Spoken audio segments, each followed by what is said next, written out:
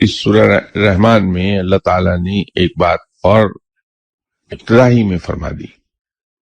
وہ لفظ استعمال کیا رب نے میزان کا، اس کو ترازو سے تشبیہ دی ہے، ناپ تول سے تشبیہ دی ہے. جہاں اور چیزیں تخلیق کی تو ترازو بھی تخلیق کیا، اور رب تعالیٰ نے ہمیں تلقین کی ہے کہ ہم تولتے وقت اس میں کمی نہ کریں، ڈنڈی نہیں ماریں.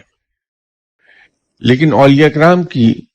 تفسیر اس لفظ کے بارے میں یہ ظاہری معنی تو ہیں اس کو اولیاء کرام بھی مانتے ہیں ترازو کے ترجمے کو، اس لیے کہ درست ہے وہ. لیکن اولیاء کرام کا کہنا یہ ہے کہ لفظ ترازو ذو معنی ہے.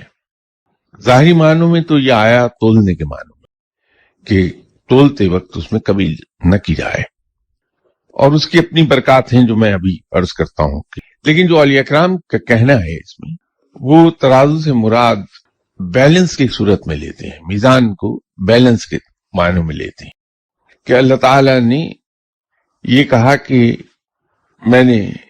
ایک توازن پیدا کیا ہے، اس کو ڈیلیکیٹ بیلنس پر قائم ہے یہ کائنات، اور اسی ڈیلیکیٹ بیلنس پر یہ کائنات چل رہی ہے.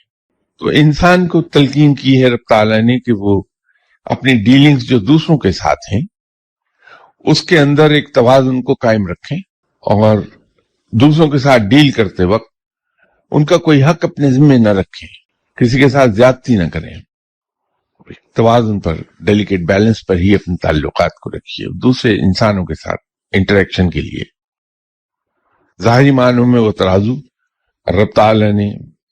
کاروبار کرنے کے معاملے میں، لوگوں کے ساتھ ڈیل کرنے کے بارے میں کمی سے منع کیا ہے. لیکن جو پوشیدہ معنی ہیں جس کو اولیاء کرام بیان کرتے ہیں وہ زیادہ اہم ہے اپنی جگہ، کہ جب ہم لوگوں کے ساتھ ڈیل کرتے ہیں تو ہم دوسرے کو اس کے حق سے ذرا زیادہ ادا کر دیں. عبادات اور دنیا کو جب لے کر ہم اکٹھا چلیں تو ایک ڈیلیکیٹ بیلنس ہم قائم کر لیں،